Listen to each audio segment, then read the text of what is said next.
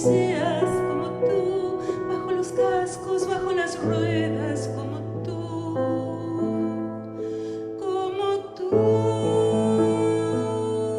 piedra pequeña como tú,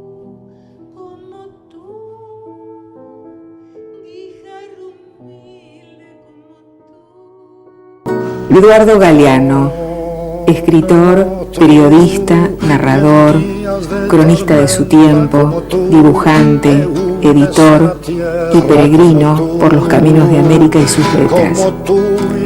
Ex redactor jefe del semanario Marcha, ex director del diario Época, fundador y ex director de la revista Crisis, autor de varios libros traducidos a más de 20 lenguas.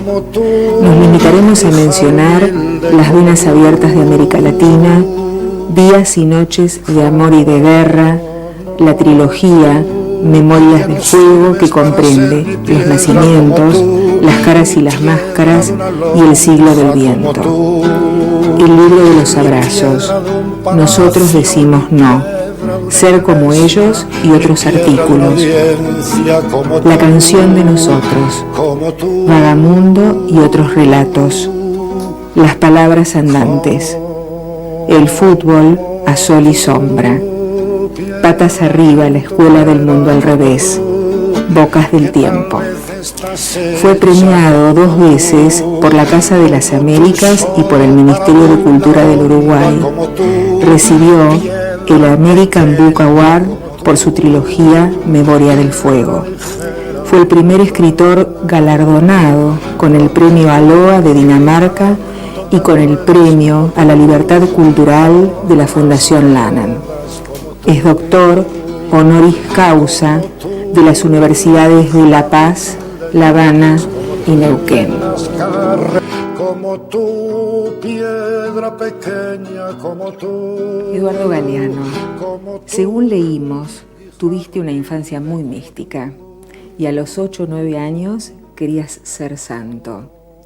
¿Qué recordás de aquella época? ¿Qué te inquietaba? Tenía una fe de partida, la mitad consagrada a Dios y la otra mitad al fútbol. La mitad de la fe que correspondía a Dios fue después sustituida, la del fútbol no. Muy joven, a los 14 años empezaste a dibujar para el periódico socialista El Sol, firmando como Hughes, en base a tu apellido paterno. Luego empezaste a escribir artículos firmándolos con tu apellido materno, Galeano. ¿Qué fue lo que te impulsó a incursionar tan joven en el terreno de la política destinada a la transformación del mundo? La verdad es que los primeros artículos que yo publiqué no eran, digamos, políticos en el sentido que la gente otorga la palabra político normalmente, sino que eran artículos que se referían al cine, a las artes plásticas, al arte. Después empecé a publicar un poco de todo, muchas crónicas sindicales. Yo era muy militante sindical, trabajé desde chico en distintas cosas y fui militante sindical, entonces escribí mucho de temas sindicales también. Y el dibujo de a poquito lo fui abandonando. La verdad es que yo empecé dibujando, empecé siendo caricaturista, ahí sí, caricaturista político. Y después el dibujo quedó relegado a las cartas que escribo a los amigos o a las paredes de mi casa, que las pinto sin piedad. En 1973 fundás y dirigís la prestigiosa revista Crisis, creando un nuevo espacio para el debate cultural de los 70. Crisis se retira en el ominoso 76. ¿Nos podrías evocar cómo fue esa experiencia de fundación, crecimiento y silencio? Es difícil de resumir porque forma parte de un movimiento muy lindo que hubo en la Argentina y en toda América Latina y que a veces pienso que de una manera nada inocente se quiere reducir a la pura violencia, como una época del bang bang, pum pum. Es una cochina mentira, era una época muy creativa, muy creadora, la gente creía en lo que hacía y había un clima compartido de tanto fervor, todo parecía posible, empezando por todo lo que era imposible. Así que yo tengo de esos años el mejor de los recuerdos. Tuve la suerte de compartir con otros escritores argentinos esta experiencia, esta aventura que fue la revista Crisis. Posible sobre todo gracias a la buena voluntad de un gran amigo, Federico Vogelius, que fue el que puso la plata para que... Vendió un Chagall, me acuerdo bien porque trajo después. La plata la puso en la mesa del Chagall sacrificado. Yo no sabía si valía la pena vender aquel Chagall maravilloso, aquella vaca que volaba por los cielos, el mejor de los Chagalles que yo vi en mi vida. Así que qué responsabilidad. Yo digo, bueno, vamos a tener que hacer una revista que esté a la altura de aquella vaca volandera.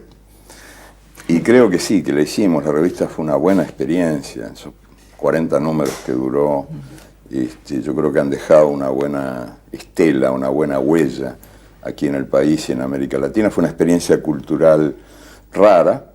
No era una revista destinada a la circulación en la calle Corrientes, sino que abarcó el país y después abarcó también otros países. Llegamos a vender mucho. Tenía una revista de vasta circulación, de enorme circulación.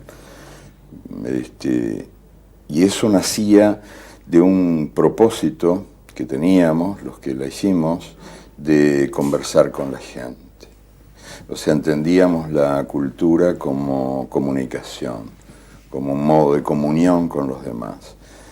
Y en esa conversación, como en todo diálogo, cuando el diálogo es de verdad, las palabras van y vienen.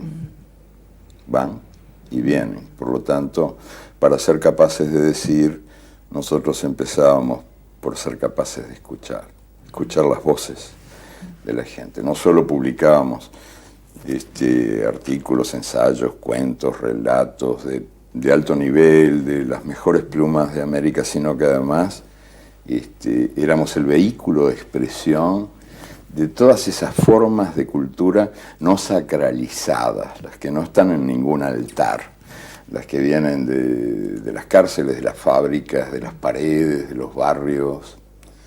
Teníamos el oído muy abierto para escuchar esas voces capaces de imprevista hermosura.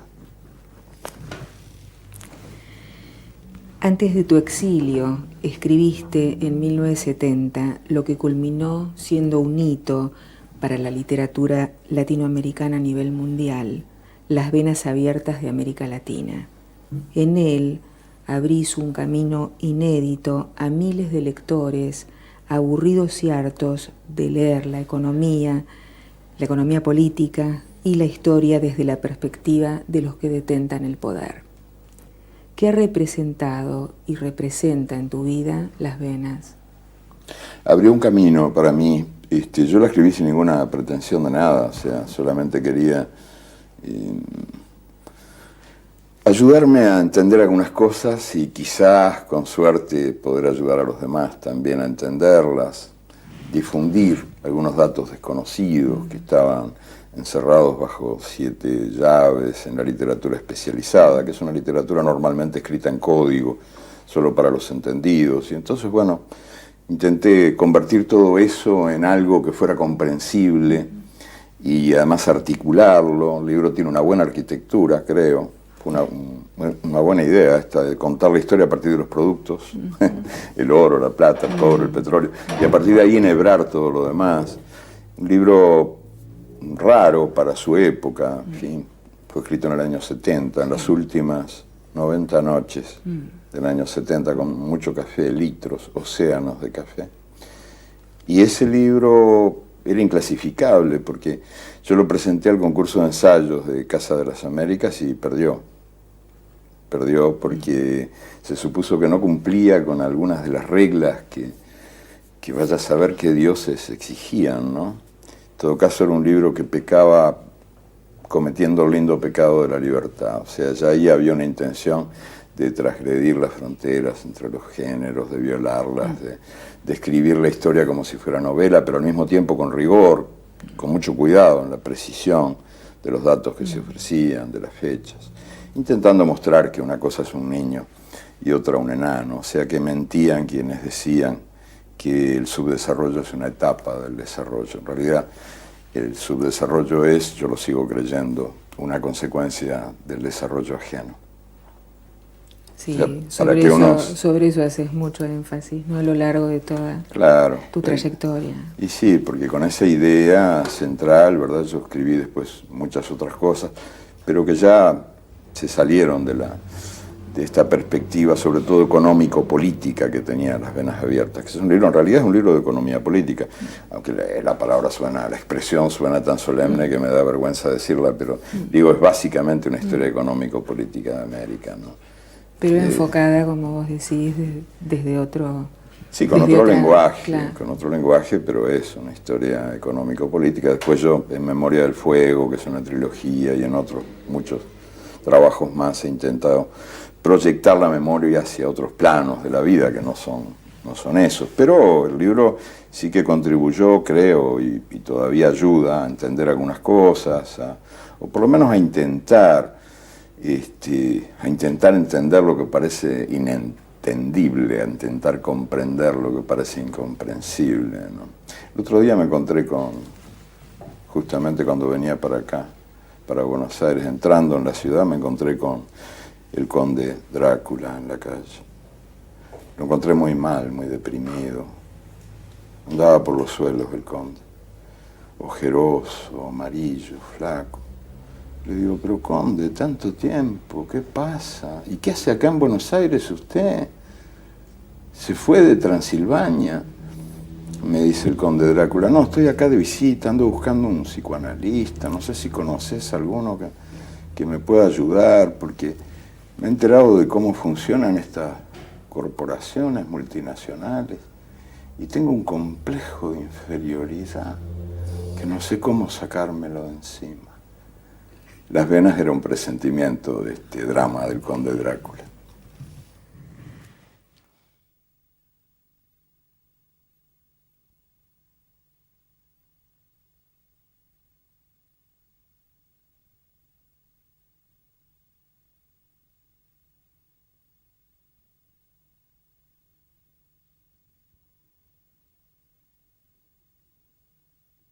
Con humor, solés decir que te fuiste de Montevideo en el 73 porque no te gustaba estar preso, y de Buenos Aires en el 76 porque no te gustaba estar muerto. Tu exilio en Calella, cerca de Barcelona, junto a Elena Villagra, te implicó estar muchos años fuera de tu patria, a la cual recién volviste en el 85. Eduardo, ¿cómo fue tu exilio? ¿Qué te dejó o enseñó? La verdad es que fue una experiencia dolorosa. El exilio es un tiempo jodido, ¿no? De intemperie. Uno está bajo otros cielos, en otros suelos. Por más que mi situación era una situación de privilegio relativo, ¿no? En el sentido de que yo pude ganarme la vida con cierta facilidad. En cambio, para otros fue mucho más duro esto de abrirse camino a brazo partido, en lugares extraños. Pero el desarraigo duele. Una cosa es estar lejos, sabiendo que podés arrimarte o volver cuando se te cante, cuando se te ocurra. Y otra cosa es estar lejos sabiendo que no podés volver. Porque son dos situaciones muy incómodas eso, tanto la de estar preso como la de estar muerto, es incomodísimo, en cualquiera de las dos circunstancias. Entonces uno no puede volver y eso duele. Así que la distancia dolía. Pero al mismo tiempo te diría que fue una buena experiencia para mí el exilio.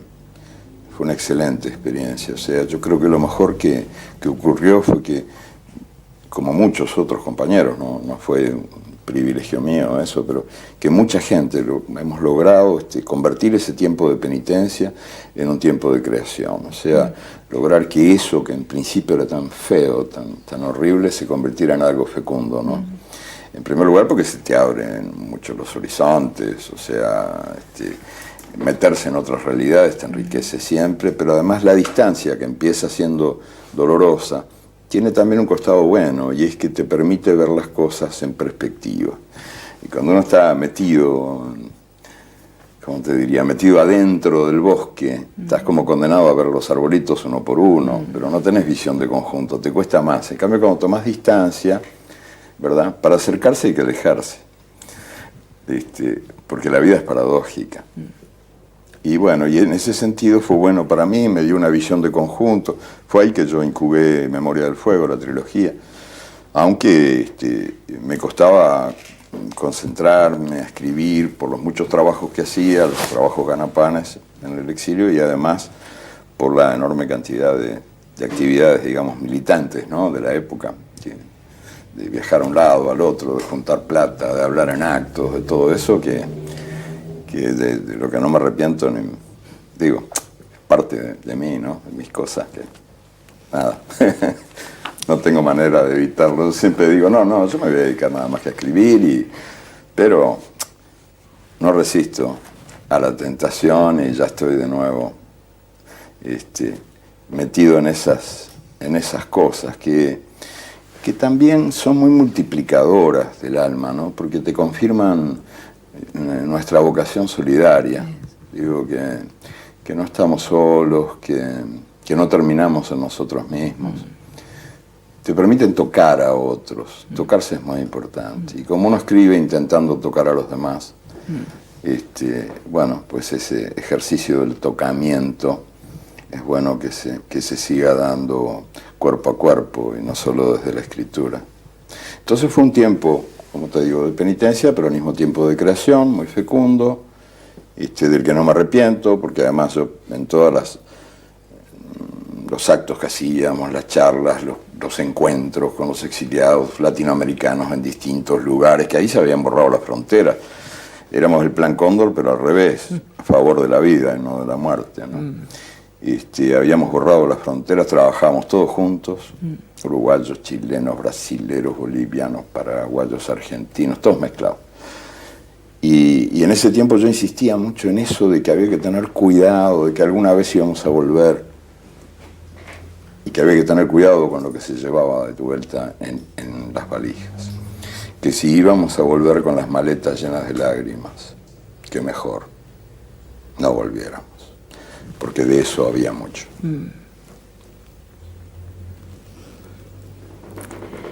Tu trilogía, Memoria del Fuego, es una gran creación literaria que se apoya sobre cientos de bases documentales.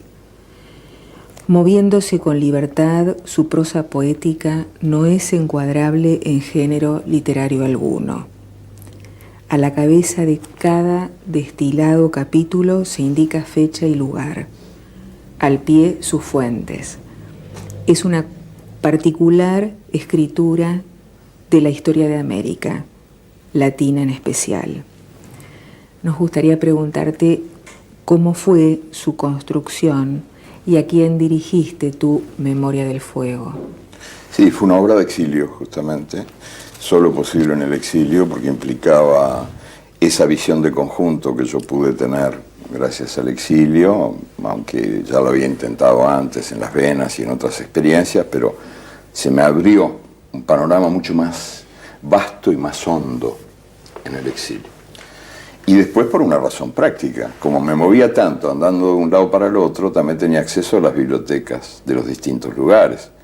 Fíjate que Memoria del Fuego es una obra pre-internet, no había lo que hay ahora, que apretás unos botoncitos y tenés la información que quieras, había que buscarla pelándose el culo en las bibliotecas.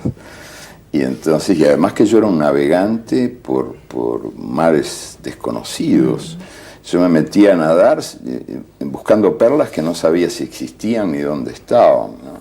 Entonces había que leer muchísimo para poder encontrar esas historias pequeñas, chiquititas, donde estaban de algún modo sintetizadas las grandes situaciones. Era la grandeza escondida en los lugares chiquitos, en esa página inadvertida, que los historiadores le habían pasado como por arriba, porque era algo aparentemente insignificante, pero para mí estaba prodigiosamente llena de electricidad de la vida y era reveladora de la historia grande. Eso era lo que yo buscaba. Historias chiquitas reveladoras de la historia grande.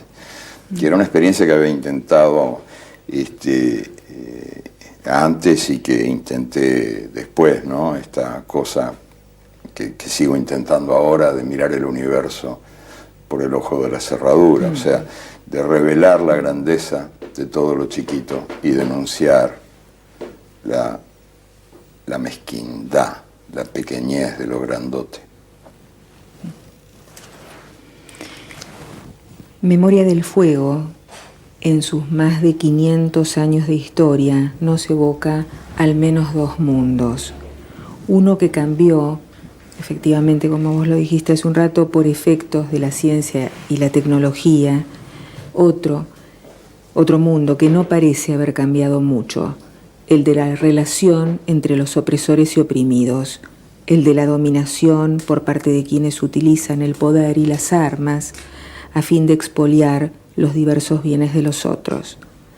¿Qué reflexiones te generó escribir Memoria del Fuego en cuanto a las relaciones humanas?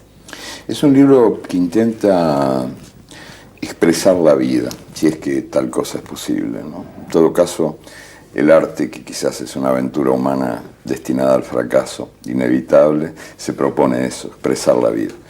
Pero es muy difícil expresar la vida sin apresarla, y a partir del momento en que uno la apresa, ella muere, ¿no? No es una mariposa nacida para vivir clavada a la pared, la vida, ¿no? Entonces la vida es la vida vivida, la vida de verdad, la que palpita, la que late, la que te contradice, la que te asombra.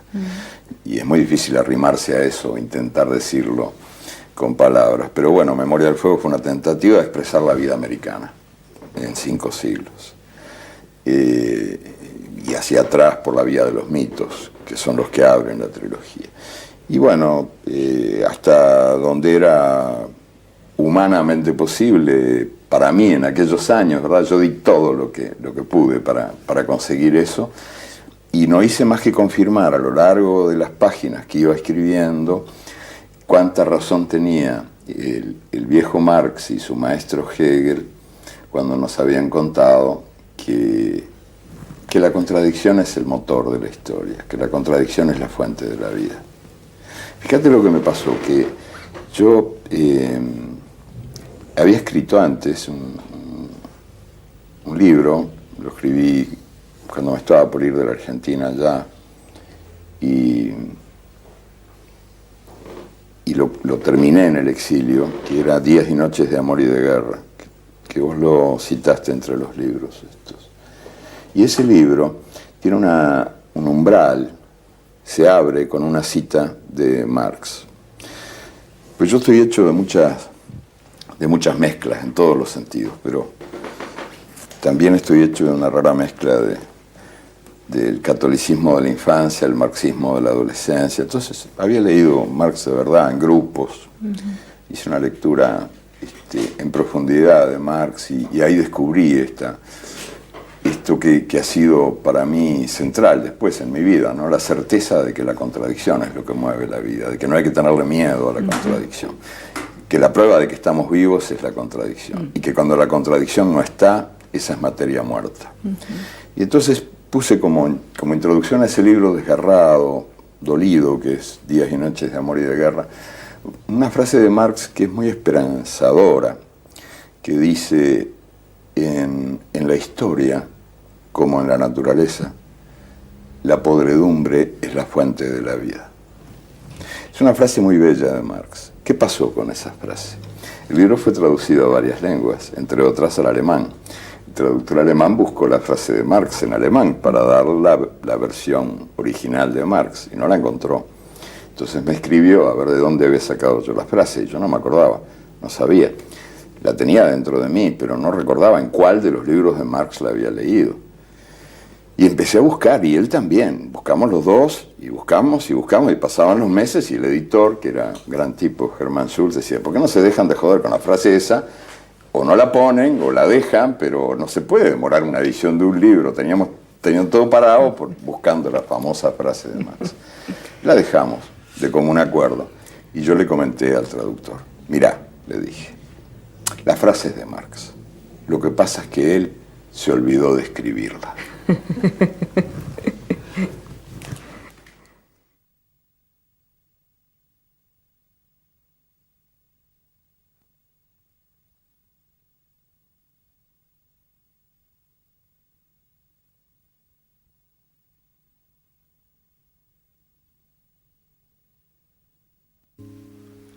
El lagarto está llorando,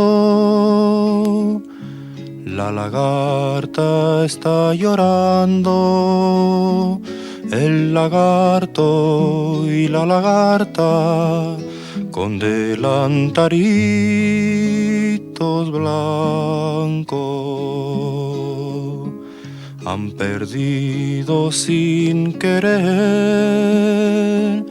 El lagarto y la lagarta han perdido sin querer su anillo de desposado. En el 85 podés volver a tu país por elección. Muchas veces te referís al Uruguay recordando que a principios del siglo XX era un país de vanguardia en cuestiones fundamentales: educación, voto femenino, jornada laboral, divorcio, soberanía sobre los servicios públicos. En tu libro de los abrazos lo llamás la máquina de retroceder. ¿Qué considerás que pasó en Uruguay, además de lo mismo que en el resto de América Latina? ¿Cómo está la gente de Uruguay hoy y qué vientos soplan después de la victoria del Frente Amplio? Sí, es verdad que el Uruguay fue un país que estuvo a la vanguardia de todo a principios del siglo XX. Es asombroso. Mi abuela era divorciada, con eso te digo todo.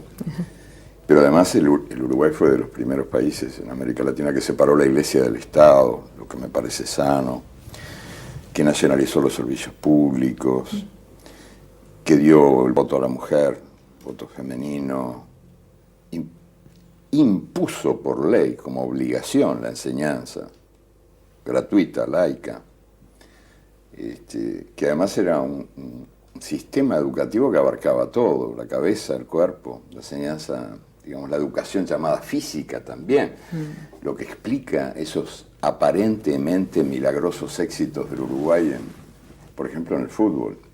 Las Olimpiadas del 24, 28, el primer campeonato mundial de fútbol en el 30. Un país de ese tamañito, más chico, menos habitado que un barrio de Buenos Aires o de San Pablo, ¿cómo lograba esas cosas?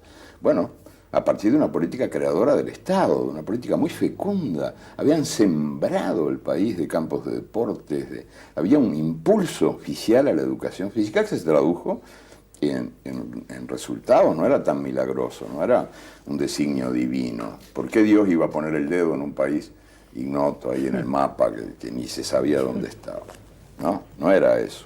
Entonces el Uruguay perdió ese impulso creador porque toda la estructura política que hizo posible que eso ocurriera se fue cansando, fue agotando su energía creadora. El Partido Colorado, el Partido Blanco o Nacional, como también se llama, los dos partidos tradicionales que habían tenido mucha energía linda, que habían sido muy positivos para el país, contradictoriamente, pero así son las cosas de la vida, se fueron convirtiendo en el gran freno nacional.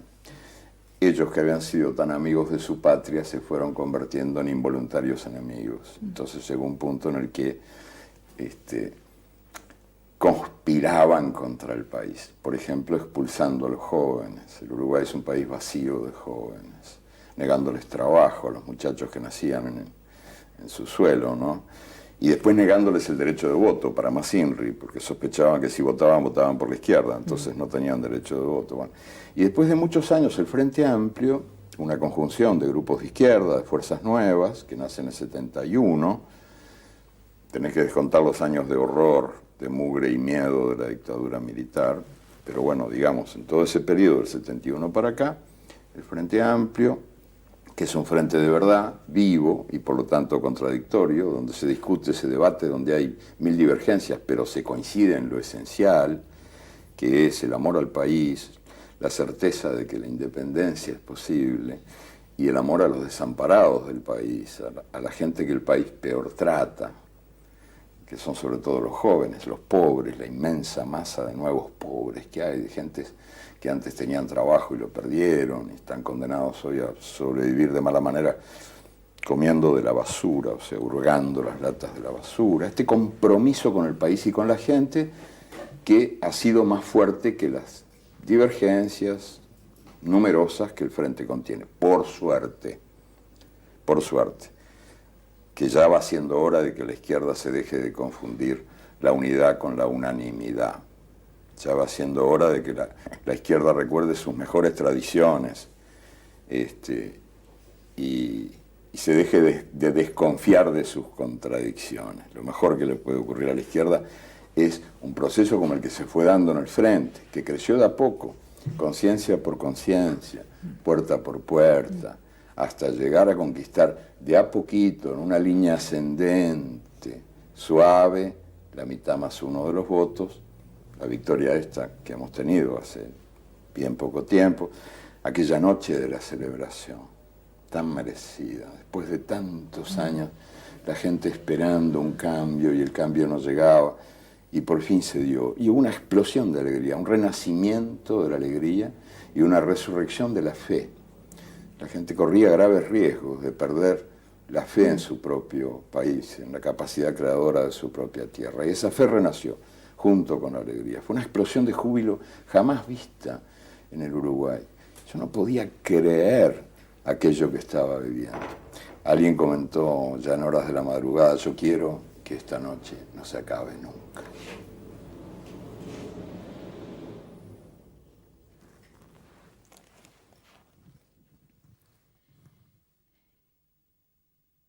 El libro de los abrazos se ha agotado otra vez en Buenos Aires. Ha sido escrito, ilustrado, diagramado por vos. Tiene páginas en silencio. ¿Es el libro más íntimo que has escrito? ¿Qué te fue llevando a escribirlo? ¿Por qué pensás que se ha condenado a mucha gente al hambre de pan y a muchos más al hambre de abrazos? Sí, la verdad es que ese libro es el que más me ha marcado, o sea, no sé cómo decirte, es probablemente el libro donde yo me reconozco más, donde me siento más reconocido, ¿no? A mí mismo, donde me miro y me encuentro. Probablemente el último, que se parece bastante, Bocas del Tiempo, también, que son tentativas de integrar lo que está desintegrado. O sea, son libros en los que los dos, tanto Bocas del Tiempo como el libro de los abrazos, donde yo intento revincular lo que el sistema desvincula, porque estamos todos rotos en pedacitos, ¿verdad? Entonces se trata de juntar los pedacitos. Y una vez que uno junta los pedacitos dentro de uno, esos pedacitos de uno mismo roto, ¿no? Despedazadito.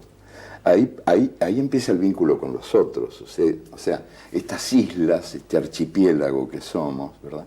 Juntándose con objetivos comunes, sabiendo que en definitiva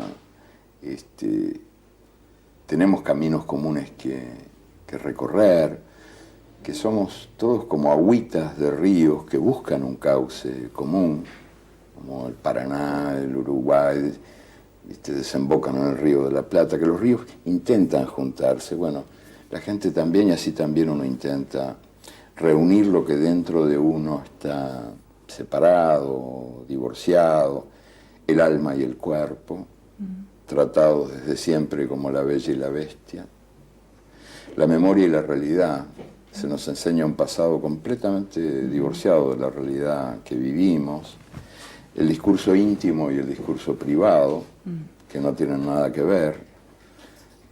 La literatura de la intimidad y la literatura que tiene que ver con los llamados temas sociales o políticos y que en mí intentan juntarse. En esos libros, sobre todo, pero también en los demás, ¿verdad? Yo intento siempre mezclar todo, demostrar que también el alma es el escenario donde pelean la libertad y el miedo, que también la guerra entre la libertad y el miedo que ocurre en las calles ocurre adentro y ocurre afuera, afuera y adentro, en los dos lugares, ¿no?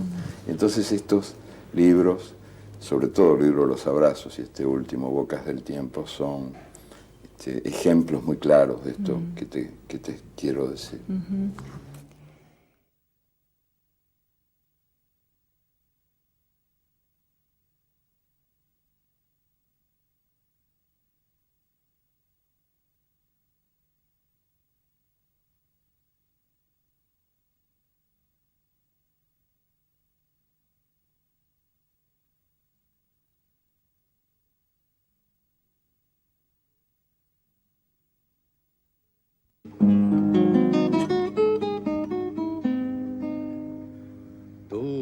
no puedes volver atrás, porque la vida ya te empuja como un aullido interminable, interminable.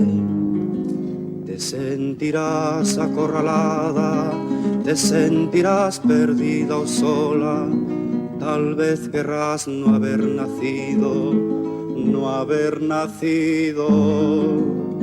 Pero tú siempre acuérdate de lo que un día yo escribí pensando en ti, pensando en ti, como ahora pienso.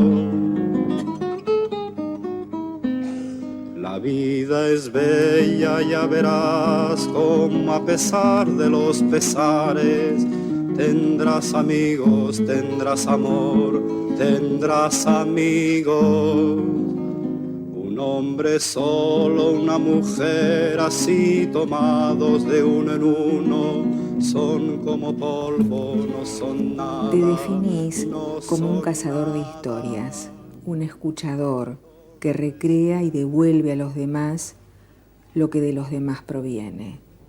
Con tu bien decir generás al menos dos efectos.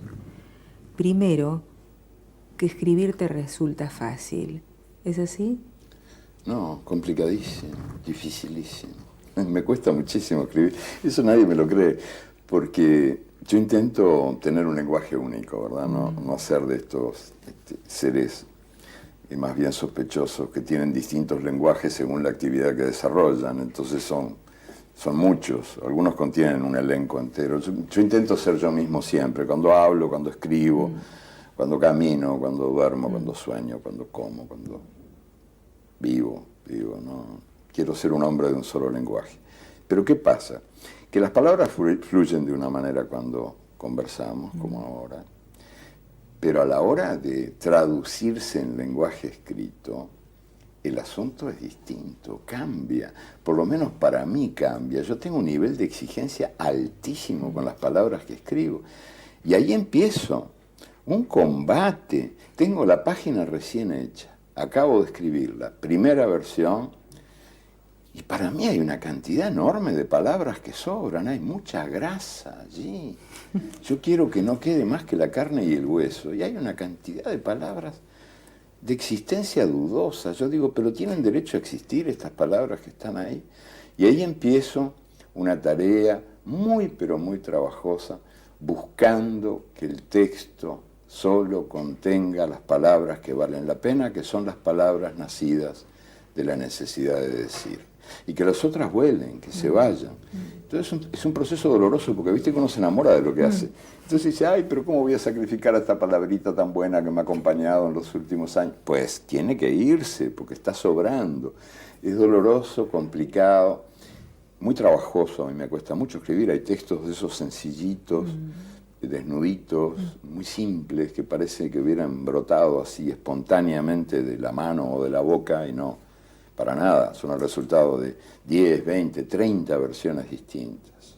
En general los textos van de mayor a menor, o sea, empiezan siendo bastante más numerosos de palabras de lo que son después. Hay un texto en el segundo, un relato, en el segundo tomo de Memoria del Fuego, en la historia de Camila O'Gorman y el cura Ladislao, que fueron fusilados por Rosas por delito de amor. Es una historia que yo no sabía cómo contarla. La partí en 3 o 4 pedacitos, ¿no? Tratando de armar como un mini teatro ahí, 3 o 4 viñetas muy chiquitas, pero con los datos esenciales que permitieran que el lector tuviera idea de lo que había ocurrido, de esa fuga de los amantes prohibidos y del fusilamiento. Pero tenía que haber un texto que explicara lo que les pasaba.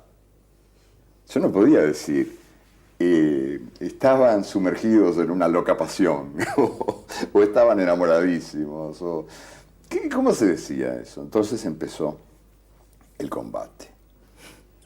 La primera versión, larguísima. Una de esas historias de amor que repiten todo lo que las demás historias de amor han dicho antes y en muchos mejores términos. Bueno, pero es inevitable, porque no hay tema más manoseado que el tema del amor. Es muy difícil ser original en eso. Entonces, palabras y palabras y palabras. Y ahí acortar y acortar. Una cortadera de palabras que ni te cuento, hasta llegar a una sola frase. Que esa frase sí que resumía bien lo que les ocurría. En tiempo presente, porque Memoria del Fuego escribe la historia pasada como si estuviera ocurriendo ahora. Y en tiempo presente la frase dice, ellos son dos por error que la noche corrige.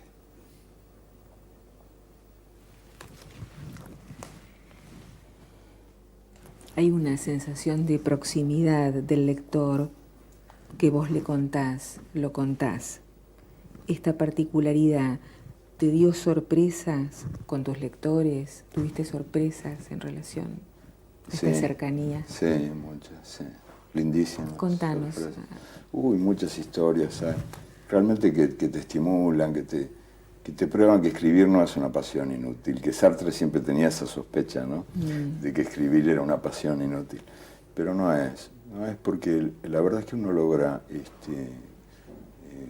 decirse, comunicarse con la gente. Quizás a partir de ese proceso que te decía antes, de que uno dice porque escucha, de que uno no es mudo porque empezó por no ser sordo, ¿no? Entonces ese juego de las palabras, ese vaivén de las palabras que van y vienen, me enriquece a mí, me confirma que vivir vale la pena, pero además me confirma también que escribiendo uno puede tocar a los demás y meterse en otros y compartir la vida de otros, ¿no? Como una comunión, como una ceremonia de comunión.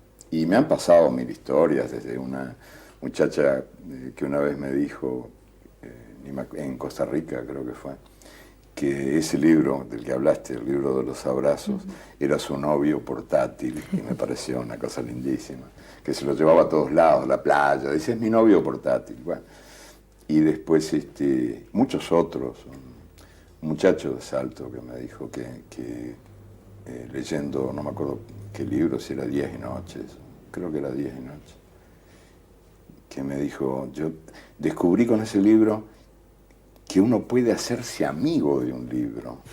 Dice, yo pensé que uno solo podía hacerse amigo de personas, pero este libro es mi mejor amigo. Dice, yo charlo con él todos los días. Esas cosas, te imaginás, ¿no? Sí. Conmueven un montón Claro, de emociones. te ayudan mucho a seguir. Y además te permiten remontar dificultades, problemas, desalientos, desesperanzas. Algunas dudas muy poderosas. Yo creo mucho en la duda, me parece que la duda es muy fecunda. Es una señora a la que hay que agradecerle que exista, ¿no? Pero a veces te golpea muy fuerte. En una de sus cartas, el subcomandante Marcos, en el contexto del Día del Niño y relatándote una tierna batalla entre niños de Chiapas, te envía una frase del viejo Antonio que dice: uno es tan grande como el enemigo que elige para luchar, y tan pequeño como grande es el miedo que se le tiene. Y te pide que escribas un cuento con ella. ¿Lo hiciste o lo dejaste en estado puro? En la carta que vos diste a conocer del subcomandante Marcos. Sí, él escribió algunas cartas, sí, muy cariñosas. Esa frase es una gran frase, es verdad. Cada cual es tan grande como el enemigo que elige y tan pequeño como el miedo que siente, eso es así, ¿no? Pero no, la verdad es que eso está presente en todo lo que yo intento decir o he intentado decir desde siempre, o sea que no es que fuera a escribir un cuento específico sobre ese tema, porque además, como él bien sabe, también como yo, en literatura no hay órdenes posibles, o sea, uno no puede darle a la mano la orden de que escriba algo que no brota espontáneamente de adentro, ¿no? Toda la llamada literatura de encargo es un desastre, porque es muy ortopédica, es muy poco. Entonces, bueno, él lo dice en un sentido figurado, no es que aspirara a que yo iba a escribir un cuento con eso, lo dice en el sentido de que a partir de esa frase, que él sabe que es una frase compartida, en la que los dos creemos, bueno, pues que a ver qué se me ocurría. Yo le contesté.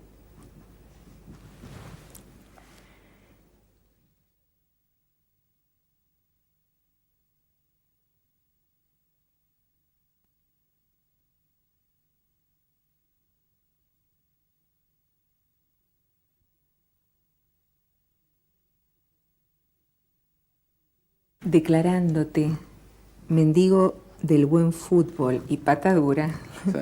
has escrito un libro sobre las maravillas y algunas miserias del fútbol. Sí. El fútbol a sol y sombra. Queríamos preguntarte sobre 3 personas sobre las cuales no solo has escrito en tu libro: Obdulio Varela, Devani y Diego Maradona. Sí. Devani no está en el libro de fútbol, sino en el último, en Bocas del Tiempo. Pero te voy a contar, sí, la historia de Devani, que es muy linda, y también lo de Maradona y Obdulio. Yo trabajo con la foto de Obdulio Varela al lado mío, que me la regalaron los muchachos del gráfico muy cariñosamente, en una ceremonia amistosa, lindísima. Una foto de Obdulio ya viejo, con un perro a sus pies, cara de bueno, la cara que tuvo siempre. Yo lo quise mucho a él, lo admiré mucho, es un hombre admirable. El fútbol es un espejo del mundo, ¿viste? Es la gran pasión de nuestro tiempo y es un espejo del mundo. En el fútbol está todo, está lo peor y lo mejor del mundo. Y Obdulio tuvo gestos realmente insuperables. Él fue el autor de la hazaña de Maracaná, cuando Uruguay, contra toda evidencia y todo pronóstico, le ganó a Brasil 2-1 en el 50. Yo sé que vos no sos muy futbolera, pero por ahí escuchaste algo de esto. Me tengo un maestro. ¿Escuchaste algo de este asunto de Maracaná? Que bueno, Sí, algo me contó Tommy. los brasileños, exagerando un poco, siempre dicen que esa folla no es a Hiroshima. Exageran, no era para tanto, pero ellos lo siguen viviendo como una tragedia nacional, porque era evidente que Brasil iba a ser campeón del mundo. En Maracaná, además, imagínate. Sí. Fue la multitud más grande jamás reunida en la historia del fútbol, 200.000 personas. Entonces el primer gol es de Brasil, y la bestia rugiente, 200.000 cabezas. Y Obdulio se pone la pelota bajo el brazo, tranquiliza las aguas, Uruguay remonta la diferencia y gana 2-1 y se hace campeón del mundo. Fue realmente algo inverosímil, un milagro. Y el autor del milagro fue sobre todo Obdulio, el capitán del equipo, que tenía una tremenda presencia en la cancha y que fue el que levantó a los muertos, porque vos vas perdiendo 1-0 en un estadio con 200.000 personas y en un país que seguramente va a ser campeón porque su fútbol es mejor que el nuestro, y después Obdulio lo dijo: volvemos a jugar este partido, lo perdemos 99 veces, dijo, lo jugamos 100 veces, lo perdemos 99. Ganamos esta no sé cómo, él mismo decía. Pero se dio gracias a la poderosa influencia de este hombre tan fuerte, tan noble y tan fuerte, que por cierto era el que había organizado la huelga de jugadores de fútbol poco antes del Mundial. Un gran líder, un caudillo, ¿no? Esa noche, y esto yo lo confirmé después de su boca, o sea que la historia es real, él se escapó de la fiesta. Los uruguayos celebraban en el hotel y él se escabulló. ¿Y Obdulio dónde está? Obdulio. No aparecía por ningún lado, se escapó. Se escapó de la fiesta y se fue a beber a los bares. Tenía una rara melancolía, incomprensible. Él decía, yo tenía que ser el hombre más feliz del mundo, pero tenía una melancolía rara, extraña, que fue creciendo en mí. Necesité ir a beber yo solo, me fui a los bares de por ahí, de Río. Se metió en un bar, en dos. Vio a la gente llorando, la gente lloraba. Los mismos que él había odiado unas horas antes, cuando eran esas 200.000 cabezas que te digo, de una gran bestia enemiga, de un animal rugiente, enemigo. Pero ahí de a uno le dieron una lástima tremenda. Y ellos decían, fue Obdulio. Y Obdulio no se daba a conocer, no decía, Obdulio soy eu, no decía nada. Se abrazaba, decía, cosas de la vida, decía, abrazando, y bebía con los vencidos. Y así pasó la noche, abrazado a los vencidos. Una historia de insólita belleza, ¿no? Muy rara, además en un fútbol que se ha ido convirtiendo con el paso de los años en un cochino negocio. Después Maradona, tipo que yo quiero mucho, no lo conozco, personalmente no lo conozco, pero me dio tanta alegría, para los que creemos que el fútbol es como una danza, ¿no? La verdad es que yo le tengo mucho que agradecer a Maradona. No el primer gol contra los ingleses, sino el segundo. No la obra maestra de la cochinería, de la viveza, de la llamada viveza, sino el segundo, que es una obra maestra de la limpieza, de la transparencia, del arte, del fútbol como arte, ¿no? y muchas cosas más. Fue un hombre también muy valiente que enfrentó a la gran dictadura de la FIFA en el fútbol. Fue la voz cantante de los jugadores, que ni pinchan ni cortan, nadie nunca los escucha. Son los verdaderos dueños de la fiesta, pero otros dueños tiene el circo y son los que manejan el negocio. Y él tuvo el coraje de enfrentar todo eso. Fue un hombre muy admirable en muchas cosas, y en otras no.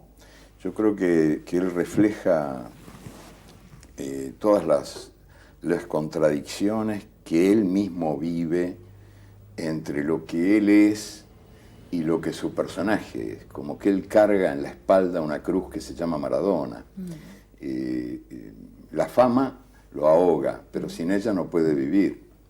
Y de esa contradicción nace su adicción a las drogas, que yo creo que es una manera que Maradona tiene de intentar olvidar que es Maradona, ¿no? Pero al mismo tiempo no puede vivir sin esa aclamación unánime de los estadios. Él se veía que iba a ser incapaz de salir de la cancha para ser uno más en las tribunas. No se puede jubilarse de Dios, ¿no? Nadie puede jubilarse de Dios, aunque seas un Dios de pantaloncitos cortos. Después no podés jubilarte de Dios. Y para él ha sido... Ahí fue cuando empezó a decir algunos disparates que dice a veces, en fin, pero es porque no puede hacer ya goles con los pies y trata de hacerlos con la boca. Después el tercer personaje del que hablaste, que es Devani, Omar Lorenzo Devani, un jugador argentino, jugaba en Santa Fe de Bogotá, en Colombia. Y en el año 67, el mismo año en el que muere el Che, para mí no es del todo una casualidad, porque también el fútbol puede ser el escenario de actos heroicos, de actos de alta nobleza, ¿no? ¿Qué pasó? Se jugaba la final entre Santa Fe y Millonarios en el 67. Estaba toda la ciudad ahí, todo Bogotá, salvo los paralíticos y los ciegos, todos ahí. Se definía el campeonato, o están en el minuto, no sé, ya muy cerca del final, no te puedo decir exactamente, pero iban 0-0. Y el juez pita penal. Devani había caído en el área, el juez pita penal. Pero no era. Devani había caído porque había tropezado. Como era un hombre noble, se acerca al juez y le dice, se equivocó, no fue penal. Y el juez le señala, el público, el estadio, y le dice, esto no tiene vuelta atrás, ni te piense que tiene vuelta atrás. Sus compañeros de equipo lo llevan en andas al punto blanco del penal. Y él dispara afuera, bien lejos del arco. Eligió su ruina, eligió su gloria.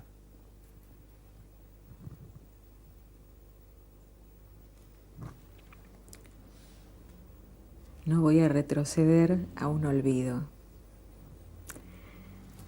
A propósito de Memoria del Fuego, tomás la metáfora basada en la tradición del maestro alfarero en Chiapas. ¿Nos la podrías relatar?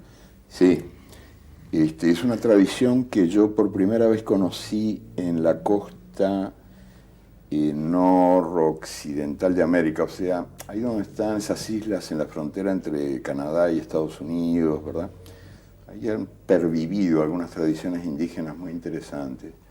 Entre otras esta que tiene que ver con la memoria, que para mí es una clave para entender la memoria y lo que uno siente a propósito de la memoria. Viste que la memoria es un tema complejísimo y además todo lo que yo escribo tiene que ver con la memoria, pero al mismo tiempo la historia me aburre, o sea, soy un pésimo visitante de museos, fui un pésimo estudiante de historia, o sea, a mí me interesa la historia cuando es historia viva, cuando la siento actual, cuando me reconozco en alguien, cuando digo yo soy ese, o ese me jode, o ese tipo me dan las pelotas, ¿viste? Ahí sí que yo siento que tengo que ver con eso, pero si no, para mí es letra muerta el pasado. Entonces es una contradicción, porque yo me ocupo sobre todo de la memoria, ¿no?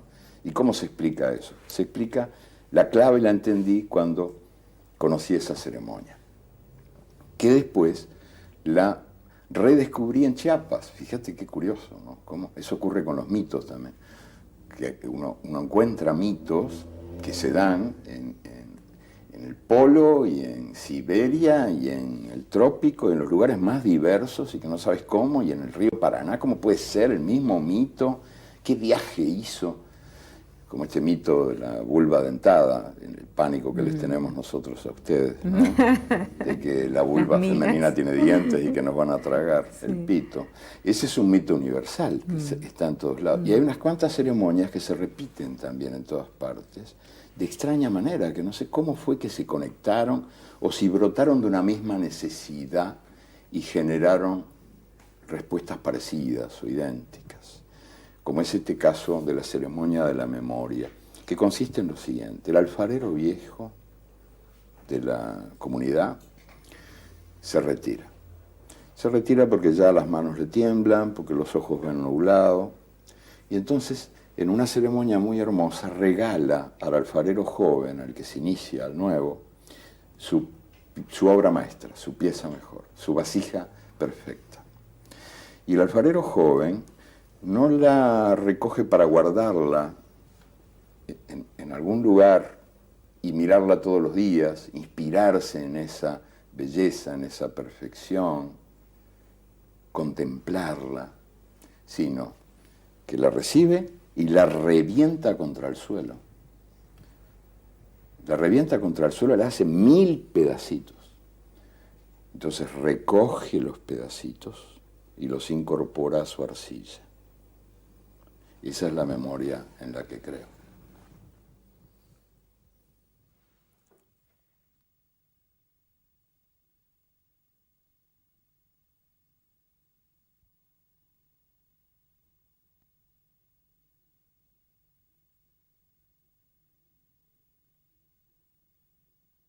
Eduardo, en Bocas del Tiempo escribiste un conmovedor relato llamado La Puerta y un entrañable sueño sobre el puerto.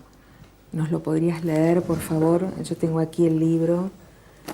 Sí, yo los traje acá, porque cuando supe que Qué bien, que bueno. el programa de ustedes se llamaba Puertas y Puertos, se llama, ¿no? Puertos y Puertas.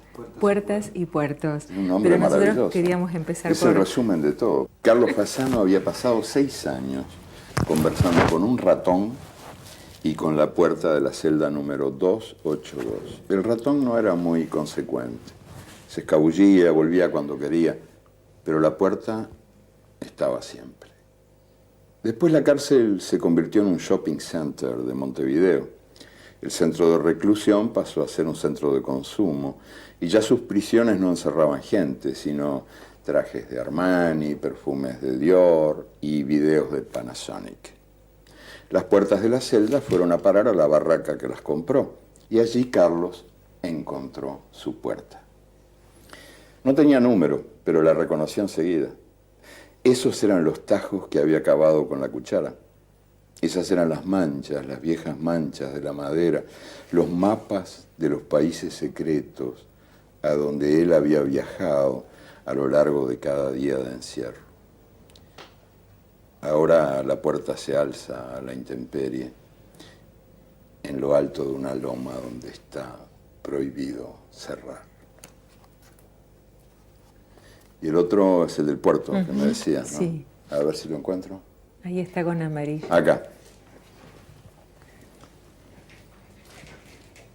La abuela Raquel estaba ciega cuando murió, pero tiempo después, en el sueño de Elena, la abuela veía. En el sueño la abuela no tenía un montón de años, ni era un puñado de cansados huesitos. Ella era nueva. Era una niña de 4 años que estaba culminando la travesía de la mar desde la remota Besarabia, una emigrante entre muchos emigrantes. En la cubierta del barco, la abuela pedía a Elena que la alzara porque el barco estaba llegando y ella quería ver el puerto de Buenos Aires. Y así, en el sueño, alzada en brazos de su nieta, la abuela ciega veía el puerto del país desconocido donde iba a vivir toda su vida. Muchísimas gracias. Y a propósito, entonces, del sueño, Elena Villagra, la has incluido en tus relatos, en tus reconocimientos, en tus agradecimientos como presencia indispensable. Sí, mis dedicatorias también, los libros que Sí, están dedicados. sí. Sí, bueno, Nos gustaría que nos hables de ella. el amor no tiene explicación ni palabras que no... Es muy difícil hablar del amor sin palabrearlo.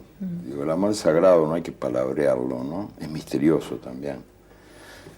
Pero en el caso de Elena, yo te puedo decir que, aparte del amor que nos sentimos, yo tengo por ella una envidia que